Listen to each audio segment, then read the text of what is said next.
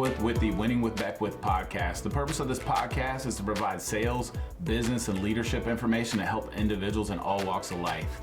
Each episode is unique, and we will bring some of the top leaders and business owners to the podcast to share what they have learned and are learning, as well as myself. So thank you for tuning in.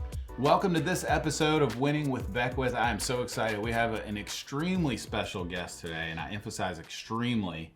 I'm not sure why, but it's extreme. And so this is Avonta Canady, and we were talking about the pronunciation of his name beforehand. So some people say Canady, Yep. but there's no AY. It's just a Y. So I'm going with Canady. And so love to have you on the show. Thank you for having me. Yeah. So Avonta is a senior loan officer in Richmond, Virginia. So I appreciate you driving to Virginia Beach today. Thank you. No traffic, right? Just an exit being blocked. Yeah, there was a slight delay with the exit being blocked, but you got here in time, and so I appreciate it. But the one thing that I noticed immediately when I saw him today was I've never had any of my guests outdress me for the show. And so he came ready to go today. The tie, the shirt, I knew I should have wore a suit today. So you look good. Thank you. I appreciate you coming on the show. But I wanted to have Avonta on because he's new to the business, not new to business, but he's new to our business, and he really hit the ground running. I mean, he's been crushing some numbers. I mean, I can honestly say I haven't seen anybody do what you've done in this short a period of time in a long time. I appreciate that. I'm not going to mention any names other than myself, but, I'm just kidding. No, I'm not. But I wanted to, just pick your brain for new business owners. Yeah. So whether you're in the mortgage business, you're a real estate agent, you've decided to open up a bakery shop. I think there's a lot of things, a lot of knowledge that you've learned and that you've applied to our business that we can share with some other business owners. So I'm really excited to do that. And so the numbers part, why don't you just give the audience kind of an idea? I mean, what are your numbers? What did you close your first year in the business? Just under 19 million. I knew you would know. Exactly what it is. I just didn't even under have to look it up. So, and when did you start? Because I know you were on another team for a while, but you weren't really building your own business for a while. You're just kind of learning the business. So was that the whole year you did 19 million, or did you start towards the end of the year? So I started in September of 2020. Okay. And pretty much did ops from October to December. And then in January, I wanted to hit the ground running, get my feet going. And that's when I started producing on my own. Yeah. So the 19 million, that's true. True numbers for a whole year. And so in our world, 19 million just mean that he brought in business and lent out $19 million of loans this year. And so I wanted to kind of clarify what we do. And I call Avonta a street originator, right? Yeah. Because a street originator is a loan officer that basically goes out and gets their own business, right? Yep. They're not handed business by their company. And there's a lot of great loan officers that work for banks and other organizations that the bank provides them with the business. But this is a whole different ballgame that Avonta does. He is responsible for generating your own business. And so you get some of the tools and your support from the company you work for here at OVM.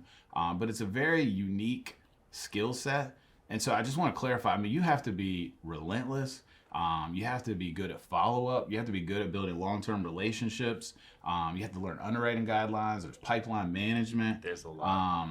And eventually, you'll be managing a team. This is true honey badger stuff. Do you know what a honey badger is? I have the shirt. That's right. I forgot.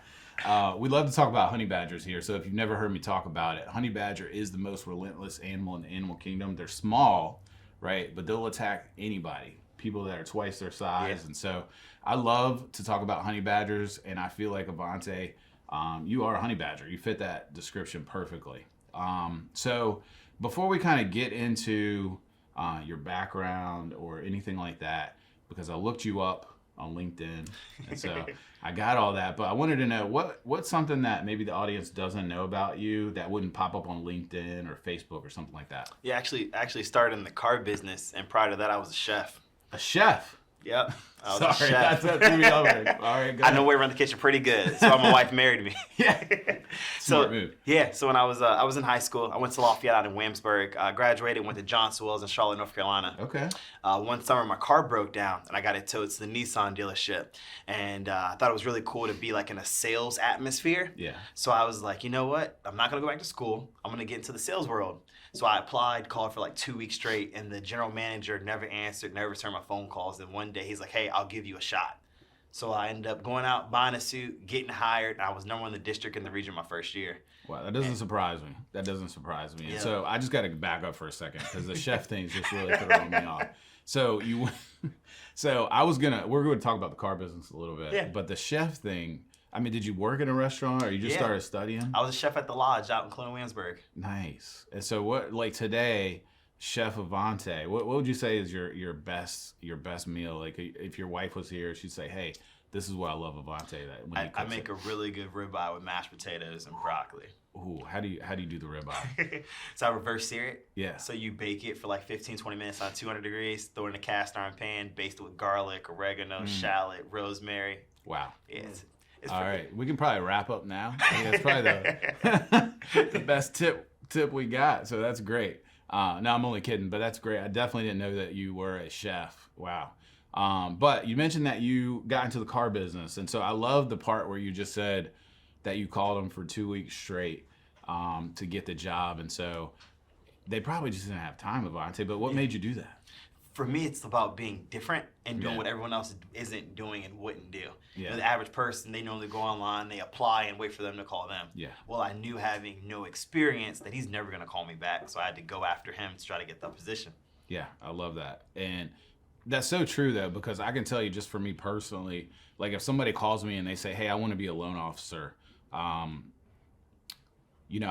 this is going to sound really bad, but I almost don't call them back on purpose because some of the most successful people in my business that I've seen are the relentless ones that continue to call, continue to follow up, even when there is no response back. That's and true. So I've done that before.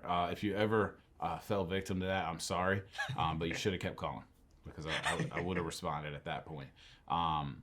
But you were in the car business, and so tell us a little bit about your career in the car business. I know you started, what dealership was it? Priority Nissan in Williamsburg. Okay. So you started there and you just mentioned all these awards that you got in your first year. Again, doesn't surprise me. Kind of walk us through your career though, before you came over here to OVM. Yeah, so I started off as a salesperson. Again, I was number one in the district in the region. And anytime someone came to the dealership, I was the first one to grab and meet them outside. Nice. I was selling 15 to 20 cars a month and then just kept going. And after, a year, they gave me a shot at finance. So then I started doing finance for the dealership, did really well, exceeded at that, then became the finance director, then became the new car sales manager.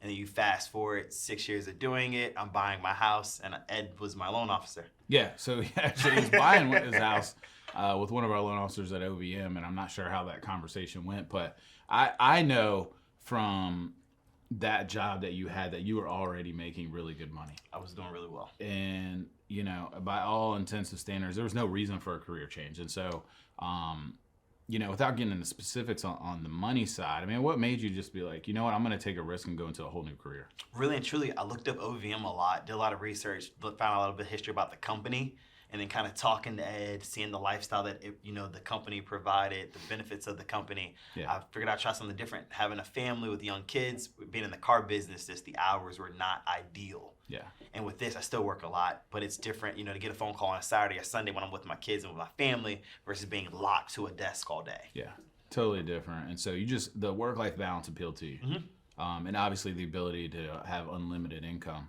I'm sure didn't hurt. It did. So in the car business, what were some specific things that I know for me, before I got into the mortgage business, I was in sales before, not cars, but other types of sales. And there was a lot of things I learned prior to getting in the mortgage business that helped me in the mortgage business. So what would you say were some of those things that you took from the car business that you were able to apply here? Really and truly, a lot of it was like following up. So like when someone comes to the dealership, they don't have to buy a car. You have to make it make sense to them. You have to listen to them, find out what their needs, wants, and affordability is. And really and truly, buying a house, getting a loan is the exact same thing. Yeah. You can't really focus on the commission or the sale. You have to do what's right and what's best for the client. Mm-hmm. And I really use that to amplify everything to where that experience that I have with the client, it's far, there's no one else that can really compete with that from a customer service level.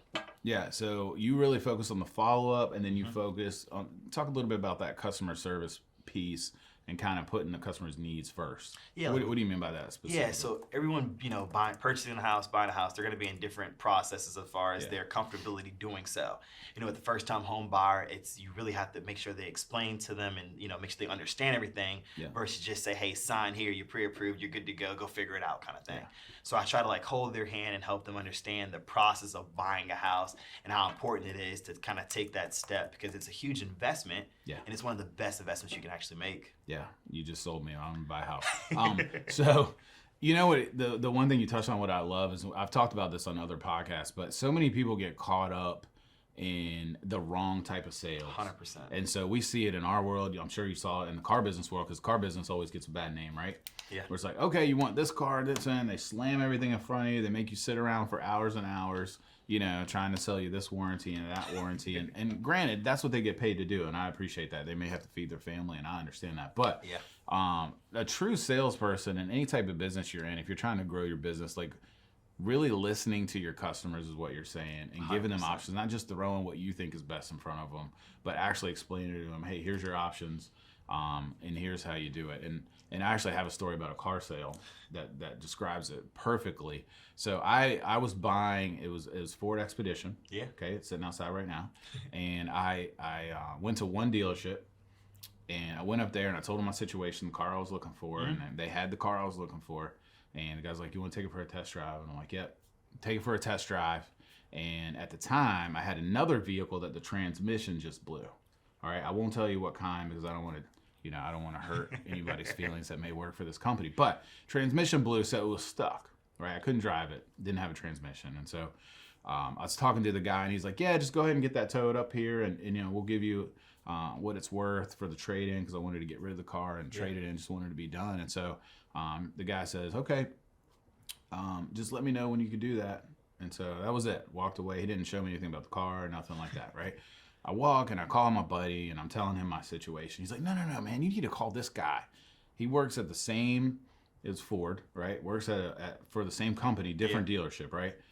So I call this guy up and he's like, yeah, I got the exact same model you looked at the other dealership. He's like, come on over and I'll show it to you, right? Yeah. So literally I went from where I was, drove about 45 minutes to his dealership. I pull up, he's got somebody waiting for me. Like, hey, he wants you in the back room, right? So I go to this back showroom, basically, which I'm sure you know what that is, in the car dealership. So anyway, they go back there. The car's perfectly detailed, cleaned. All right, he only had a 45-minute notice, right? Before we did anything, he starts walking me around, showing me all the features of the car. He's like, if you don't like this one, here's what we got. He starts giving me options, right? Yep. Then he's like, you want to take it for a drive? I'm like, yeah, I'll take it for a drive. So we take it for the drive. The whole time he's explaining to me what everything works, right? And I'm sorry, this is kind of a long story. But at the end of the day, we come back and I'm like, yeah, I like it. And I tell him about the trade-in situation.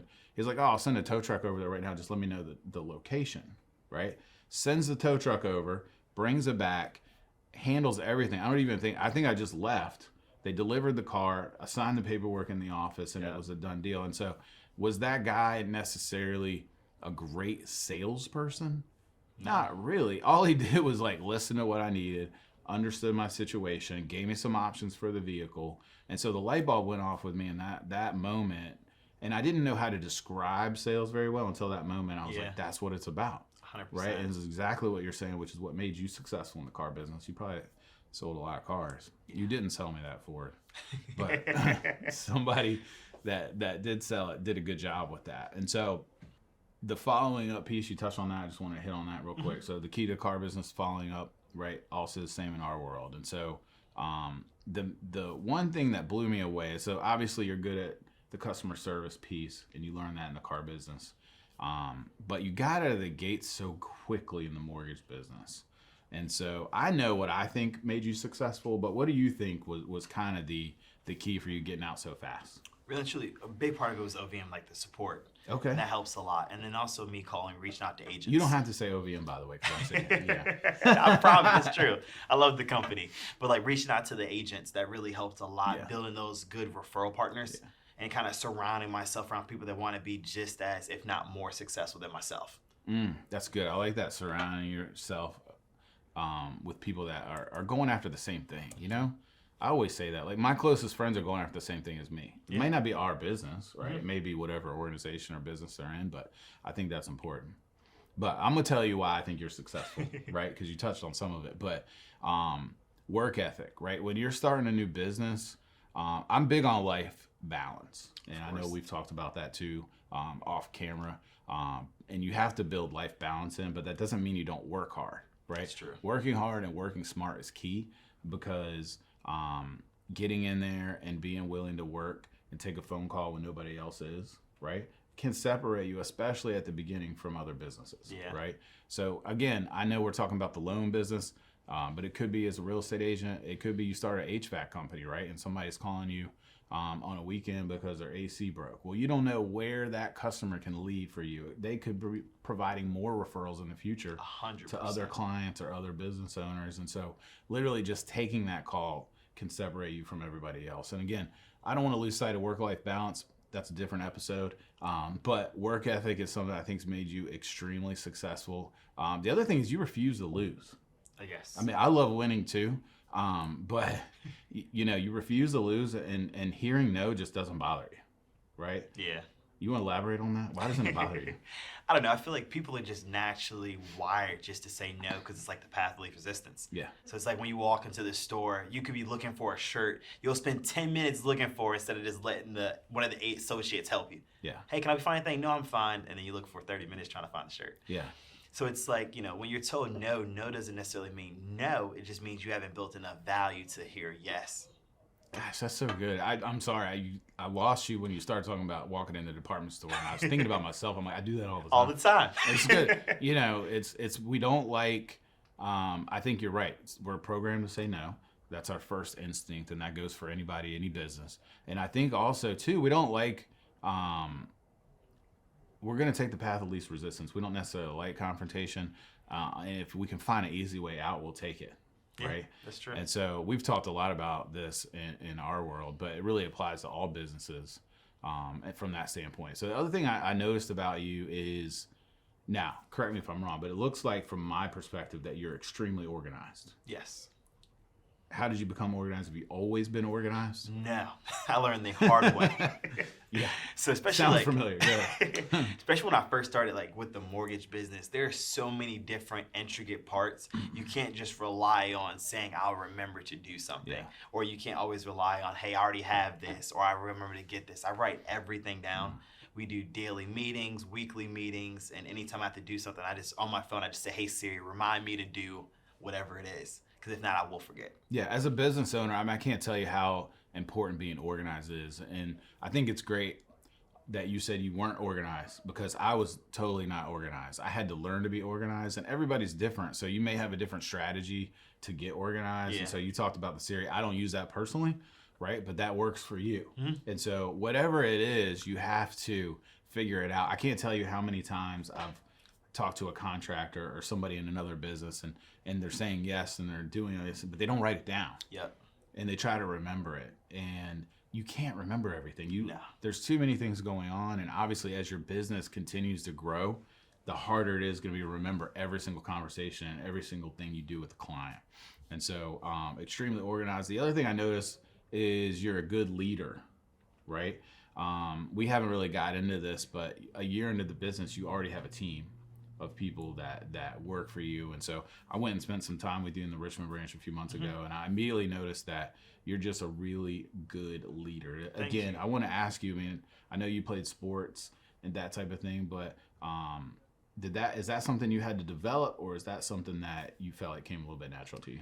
A little bit of both. They've had to develop it. Coming up in sports, being young in the culinary field, you don't really get a lot of guidance. Mm-hmm. And that was always something I wanted, because I feel like I'd be more successful if it wasn't trying to figure it out for myself. If I had someone to say, hey, do X, Y, and Z, and then just do it, follow the path, and become successful.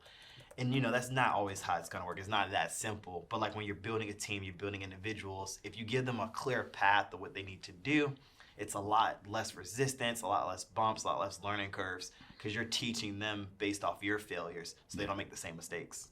Yeah, that's a great point. So basically you watch other leaders fail, also took accountability for what you had done and mistakes you made, and thought about that when you were leading your team? Yeah, and for me, 100%, everyone wants to, everyone wants to work their way up. Everyone wants to be recognized. Everyone wants to be promoted. So when you're building that team, you give everyone key responsibilities, hold them accountable for it, and then just naturally build from within. Yeah, that's good. So kind of bringing it back to the business piece, to the business world, is when you were building your business, right, in the mortgage world, because it was new to you, you didn't know anybody or very few people that could help you get business. How did you initially market yourself, and what kind of strategies did you have? I did a lot of social media, and I do a lot more now. But social media, it's like free marketing. Yeah. Everyone's on Instagram, everyone's on TikTok, everyone's on Facebook. Hey, we gotta just take a time out right here. This guy's social game is unbelievable. The TikToks. I don't know is there a TikTok name that you want to give out, because it's great. If you haven't seen this guy's TikToks, they're good. Canady Mortgage Team on Instagram. Okay. Go right to the Canady Mortgage Team. You'll find me. You'll see everything. No, I'm just saying that I don't usually plug Instagram handles and that kind of thing on here, but his TikTok game is on point. Anyway, so you did a lot of social media. What else did you do? A lot of social media, and then just a lot of like marketing and reaching out to make sure everyone that I knew what I did. Yeah. And that was like key, because I get referrals from my cousins, friends, brothers, sister kind of thing, just because they know that Avonta does mortgages. I think that's so key. It's so easy to do that if you just start a business. And again, I know we're talking about loans, but any business, like let your family, let your friends know. With social media, you basically have a free press release to anybody that you're friends with or follow you, and you just let them know, hey, here's what I do, here's what I'm looking for. And it sounds like you were able to get a lot of business that way. Yeah, I was. And my wife and I, we go out to eat a lot. So when we go to a restaurant, like I'll leave, a couple extra dollars on the tip and leave one of my business cards. So I started doing that. That came from the car business as well. It works really well. You'd be surprised. I'll get a random phone call from the server or from one of the cooks in the back that just got my business card that just so happened to be in the market or know someone that is. Yeah, that's smart. And I haven't heard of that before. So if you didn't hear that, leave a little bit of extra on the tip. Definitely don't short the tip. Never short it. Never short it. Don't be a bad tipper. No, I think that's bad for business anyways, but even if you don't own a business, just tip, okay? Those restaurant workers work really hard, and I know you know that because you were a chef. And I worked at a restaurant. I was a bartender, actually. That's cool. See, not many people know that. I did talk about that on the first episode, but that really prepared me for the mortgage business. I'll put you to the test this week, and I'll come over. Yeah, I don't really remember anything. All I used to make was strawberry daiquiris, but I got that down to a science. So what else? Any other marketing things that you saw or that you used, I guess, at the beginning? I know we talked about social media.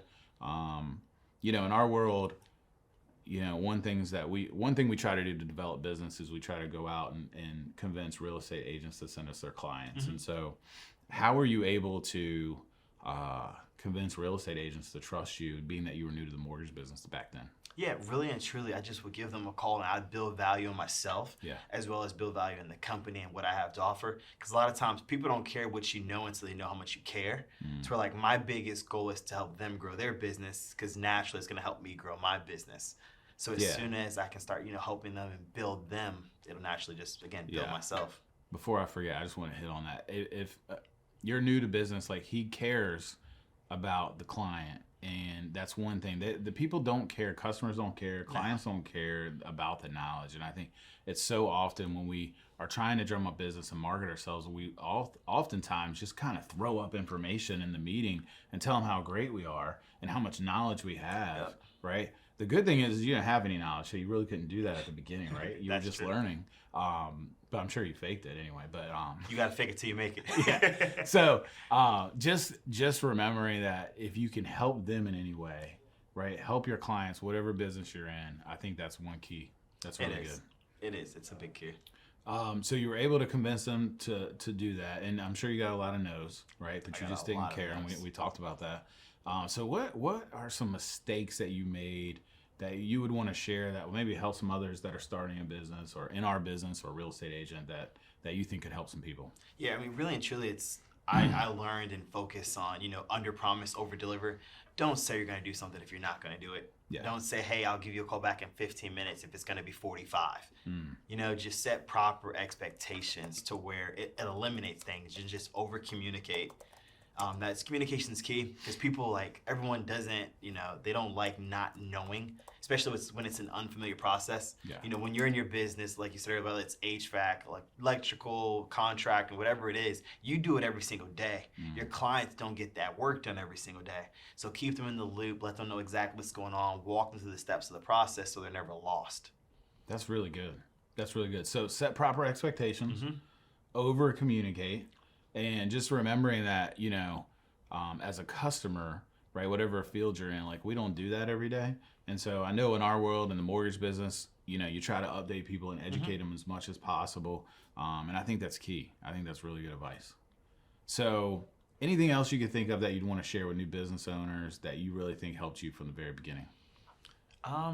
I guess just be creative. If you want to do something, don't just say you want to do it, actually do it. Yeah. And just think outside of the box, be fun, be yourself, and just focus on your end goal. Like, I set goals for myself, so it holds you accountable. So I tell you, I joke about it with you, but it actually means it. My 5-year goal is to be like Matt Beckwith when it comes to originating. Pick somebody that you want to be like and just copy and paste it, and just make that your biggest priority. Yeah. No, that's a really big compliment. I do believe you can do it. That's for sure. And so I'm excited to see where your career goes. And really, I just thank you for driving all the way to Virginia Beach today to come on the show. And I really hope that if you're a new business owner, that you got a lot from this. I mean, he's got a lot of knowledge. He moved really fast in the business of sales. But again, he's a good leader. He's accountable to himself. And he makes sure that he evaluates himself every single day to make sure you hit your goals. Hit your goals. That's what I meant to say.